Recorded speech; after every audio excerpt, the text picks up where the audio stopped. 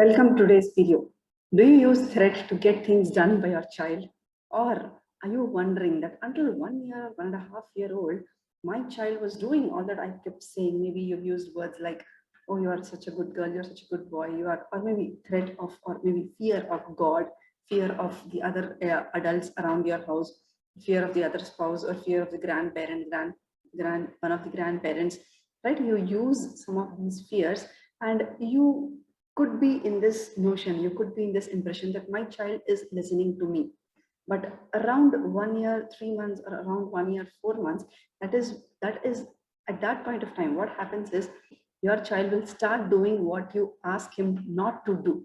Do you agree with this? If you can relate to this, just type out relate in the chat box, right? And then there is a problem statement by the parents saying all this while until my child is 1 year, 4 months now, or 1 year, 6 months now. Until now, my child has been listening to all that I've kept saying, but these days suddenly he's not listening to me. He does all that I do not ask him to do, or I ask him not to do.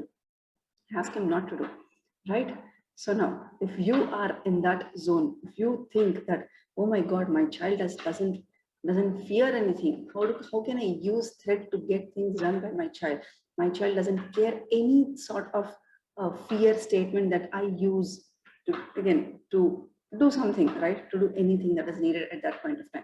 So how can I get things done by my child, or how can I make my child do that thing, right? If you have such questions, then you are in the right place, and stay till the end of this video, and you will be getting some golden nuggets on the way.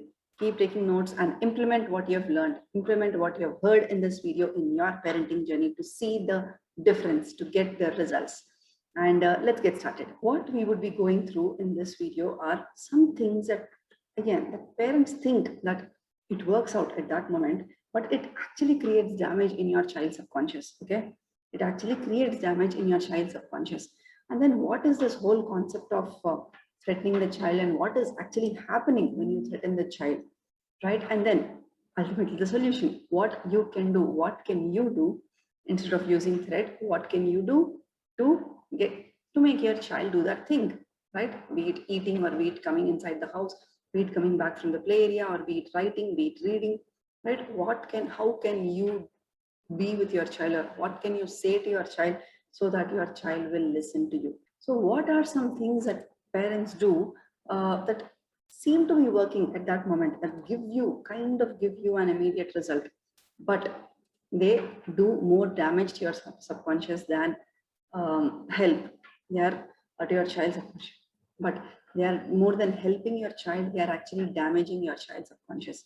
The first thing, maybe again, as I told you, the first thing that you got to notice is usually until 1 year or 1.5 year, when children seem to be listening to you, it actually happens that until 1 year or 1.5 year, you've kept using threat, you've kept using fear, but at that point of time, your child did not have the ability to do what again, whatever you are saying no to do. So until 1 year or 1.5 year, all the while through you, where it seemed to you that your child was listening to you when you use some kind of words, when you use some kind of statements, your child just, your child, and then at 1.5 year old, you feel that suddenly these days my child is not listening to me. No, the point is, no, it did not happen overnight.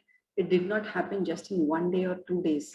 All through this while, until the child was 1.5 year old, your child still had that feeling inside of him that, no, I actually want to pick up the stone.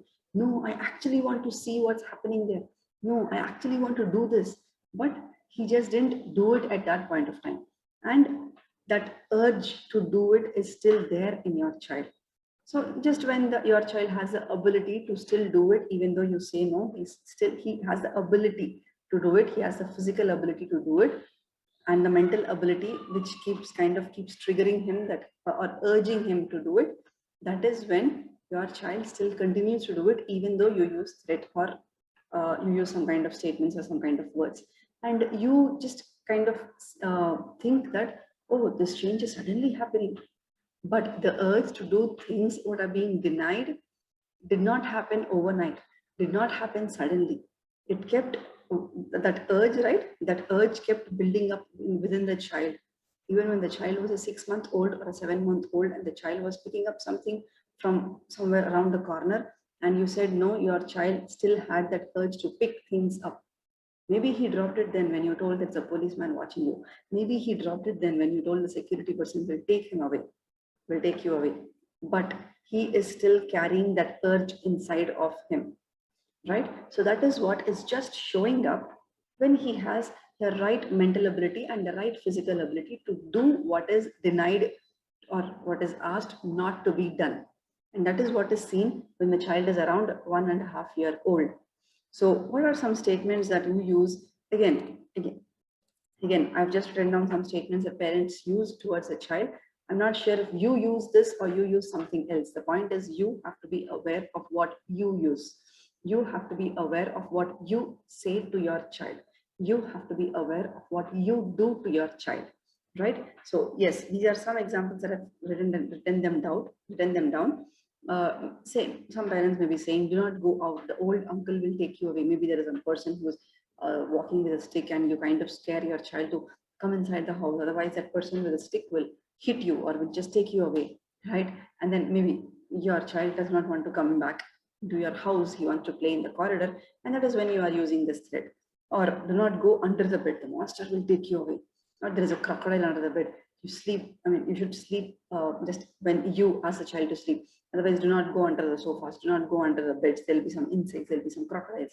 Or if you do not sleep now, the security uncle will take you away again, right?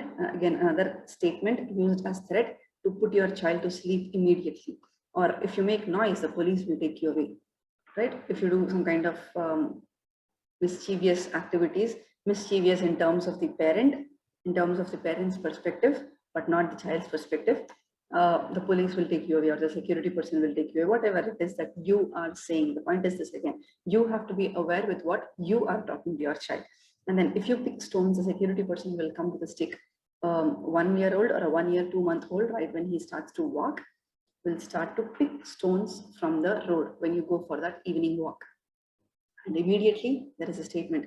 If you continue to pick stones, that security person will come and take you away, right? So what are these statements doing to your child?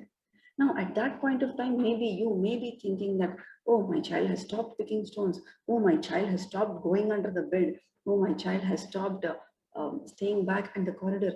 Oh, my child is returning to me. He's coming back inside the house, right? You may be thinking that, yes, you've got your result. Yes, this parenting tip worked, this parenting trick worked, or this parenting hack worked. But what is it doing to your child is all the more important than what result you got at that point of time in your parenting journey.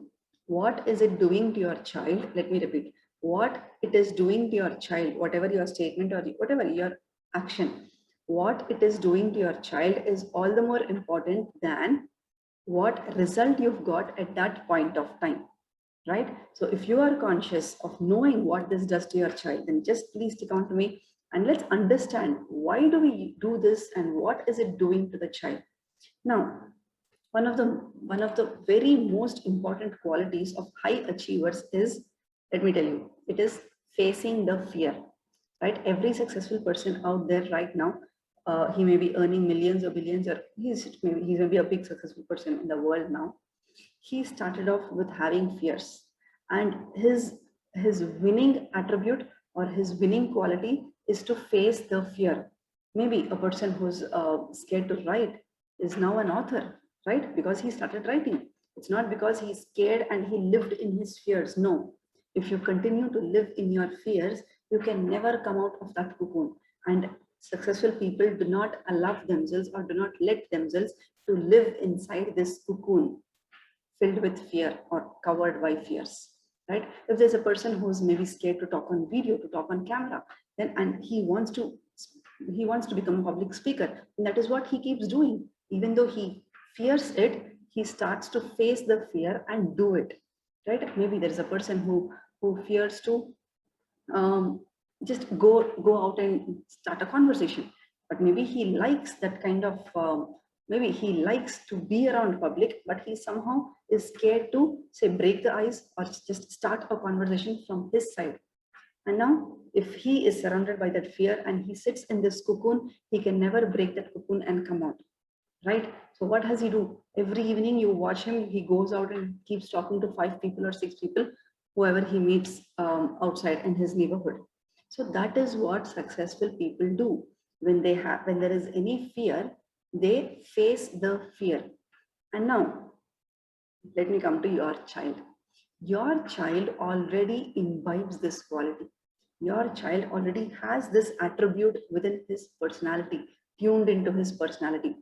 And that is what your child is exactly doing when you've told your child to not do a certain thing, right? If you do not come inside the house immediately, that old man will take you away, and your child will not come inside the house at that point of time. Your child is waiting there to see that old man, who it is. And that is what is the meaning of face the fear, right? And if you're telling your child that if you continue to pick the stones right now, if you do not stop picking the stones right now, the security person will come and take you away. Maybe the child acts to be listening to you, but he continues to pick the stones. Why? Because he will face the fear. Let that person come. Let's see what happens. That is a winning attribute. Let me tell you, that is a winning attribute. That is a winning quality. There is nothing to be um, complaining about this. Oh, my child doesn't get scared of anything. What do I use to get things done? What do I use so that he will listen to me? What do I say so that he will listen to me? No, this is not an attribute for which you have to complain. This is one of the winning attributes your child already possesses since his childhood. Otherwise, if you do not sleep right now, if you do not close your eyes right now, then that crocodile under the bed will come and say whatever it is, pick you away, or that old monster or that monster will come and pick you away, right? And your child is awake with his eyes wide open. Do you notice this? Do you think this is common? Just type out C in the chat box if you think this is common, right? So that is what happens. When you are continuing to use threat, when you are continuing to use fear for your child actually has that quality of facing the fear. He continues to keep the eyes wide open to see who that monster is, to see where that crocodile is coming from in this closed room, in this closed house, right? So whatever your child is doing, that you may be thinking that the child is not succumbing to your fear, the child is not listening, even when you use fearful statements, even when you use threat statements, he just doesn't care about it. That is a very, very good attribute. Please keep it alive in your child. Please keep it alive in your child to such an extent that your child will not forget that he can actually face the fear right at the moment when he is an adult and he needs to live that quality, right? He needs it. He needs it. That is the reason universe is making him to practice that skill when he is a child. That's how life is designed, right? Life does not happen by chance. Life happens by choice, right? He needs it, and all these childhood experiences are practice ground for him to develop that skill or to skill up that ability. It's not about developing, maybe skilling himself up in that ability, right? So keep it alive, for God's sake, keep it alive. And then if you are still continuing to threaten your child, as the child is still growing up with even more awareness, on the crocodile just cannot come into my house, or the security person is never coming and taking me away, or the old man is never coming and talking to me, leave about hitting me with a stick, right? If you still continue to threat your child so that your child will listen to you, ultimately your child will lose value in maybe whatever you are saying or these kind of fearful statements that you are using. And either this extreme or that extreme, always this extreme is losing value for whatever is happening around, right? Whatever people are saying. Or the other extreme is just continuing to succumb to every fearful statement that is made against the child or towards the child, and forgetting what he actually wants to do, right? That is even more damage. That is a very damageful damaging experience. It can happen to any person out there, right? It is a damage done to the subconscious of your child to forget what he really wants to do, right? Or to forget that he can actually face the fear, or to forget that he actually has this quality to do what he is scared of, right? That is what using continual threat to get things done or to make your child listen to you does to your child's subconscious. So yeah, continuing. Now what we would be learning is what are some things that could be working for us. So what is the solution? Ultimately, what is the solution? Yes, I shouldn't be using threat. Yes, I shouldn't be using fearful statements. But how can I make my child listen to me? How can I get things done by my child? How can I just make my child listen, do what is supposed to be done at that point of time, right? For brush, for bath, if I don't use any fearful statements, if I do not use threat, if I don't push or pull or do all these things, the child just doesn't heed to my word, right? So first thing is think long term. Okay, think long term. uh, maybe maybe the immediate outcome for you at that point of time would be your child doing what you have asked your child to do. But is it creating, is it giving a long-term positive outcome in your child? That is what you got to be focusing on, right? If it does not give you any long-term positive outcome, or if it does not give your child any long-term positive outcome, or if it does not give the relation that is existing between you and your child any long-term positive outcome, then why would you even attempt to do that?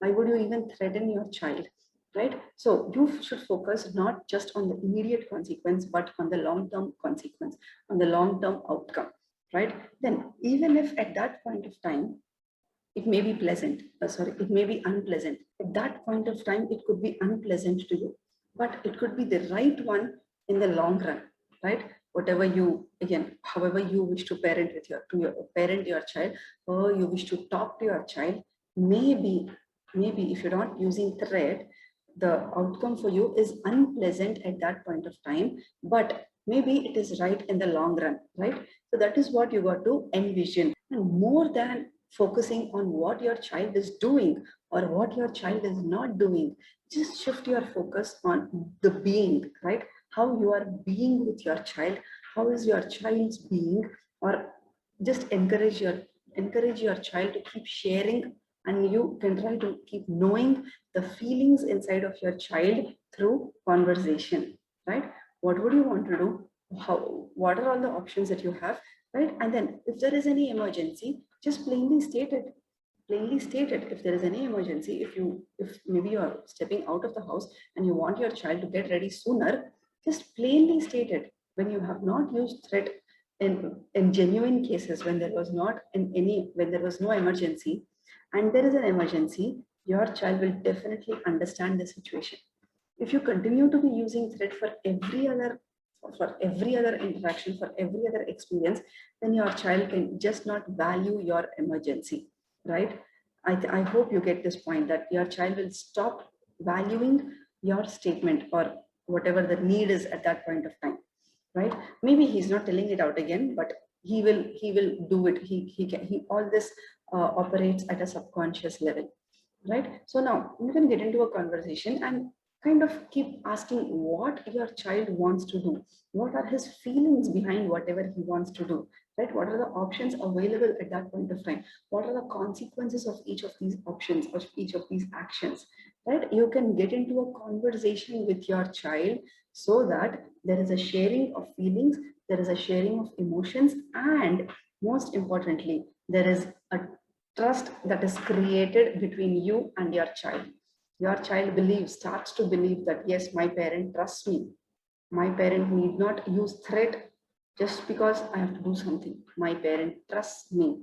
That is a very big thing that can happen to any child or to any relation between a parent and child, right?